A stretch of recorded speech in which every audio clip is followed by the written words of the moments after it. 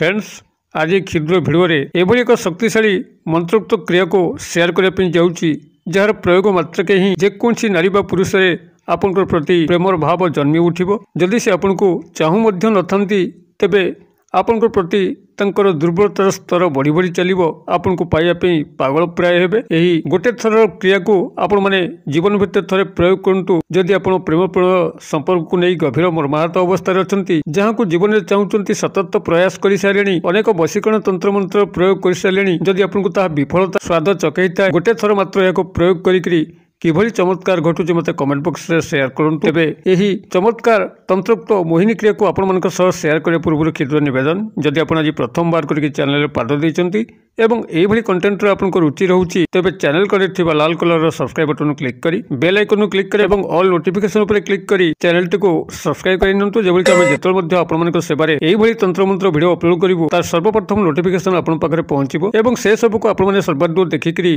किछि ज्ञान आरोहण करि परिबे। तेबे फ्रेंड्स एबे नजर पकेबा शक्तिशाली मोहिनी तंत्रोक्त क्रिया जहाँ माध्यम कि आपण जेकोसी नारी बा पुरुष जहाँ को आपण जीवन भितर काम्य करूचंती तांको किभली सहजरे आपण माने प्राप्त करि परिबे। आपण मानकर एही क्रियार संपादन पे जहाँ सामग्री आवश्यक ता एही भली प्राथमिक भाव में आपण एक बंशी को पाखे थिबा पूजा सामग्री दुकान रू संग्रह करिवे एवं या बाद आ गोटे मात्र जिनस आपनकर आवश्यक हबो ता होची पानपत्र, जहाँ कि आपनकर पाखे थिबा मार्केट रे संग्रह करि परिबे। एही दुईटी जिनस को आपण माने संग्रह करि सारला परे जेकोसी शुक्रवार दिन पाखे थिबा राधाकृष्णंकर मंदिर को जातु। यदि राधाकृष्णंकर मंदिर आपनकर आख पाखरे नाही तेबे गृह राधाकृष्णंकर फोटो मूर्ति रखी मध्य क्रिएटिव करिहबो। तेबे कोन करिवे, आपण राधाकृष्ण मंदिर को आपण माने एही मोहन बंशीटी को नहीं संगे जिबे एवं 3 गोटी पानपत्र नहीं को जिबे, संगे धूप दीप नैवेद्य मध्य नहीं आपण माने मंदिर रे पहुंचला परे राधाकृष्ण को आराधना करिवे एवं निजर अभिप्राय को जणेबे। जो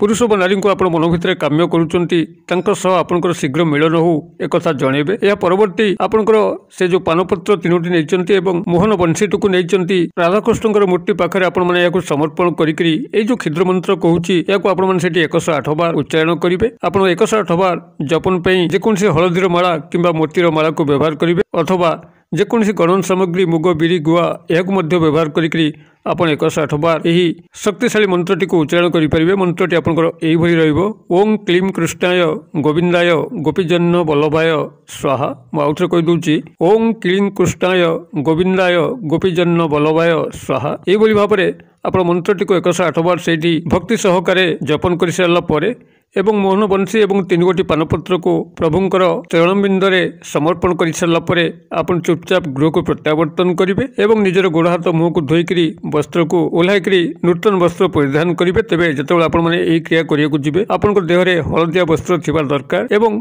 खाली पादे जाइथिबे। गलाल को कहा सह कथबार्ता करिवे नाही, निजर मनस्करे जाइथिबे एवं फेरलाल को मध्य कहा सह कथबार्ता करिवे नाही। जदि सामान्य मध्य आपण निष्ठापूर्वक होइकरी एही क्रियाटू करिके बसंती आपण जेउ नारी बा पुरुष को जीवन में काम्य करूचंती पाउनांती देखिबे से ही आपण पाखक आसिकरी आपण प्रेममय जीवन को रंगीन करिवे। तेबे आपण माने क्रिएटिव करंतु एवं किभली फल प्राप्त होचन मते कमेंट बॉक्स रे लिखंतु। वीडियोटी भल लागुथिले लाइक करंतु, संगसाथी महल रे शेयर करे पे भूलंतु नाही। वीडियो क्षेत्र परिसर मध्यरु मते इटाजी विदाय दियंतु। पुणी आपण सह देखा पाऊ एही भली एक शिक्षणीय वीडियो रे। से पर्यंत दर्शक बंधु आपण समस्ते मंगलमय कृपार वाले थांतु रहउची।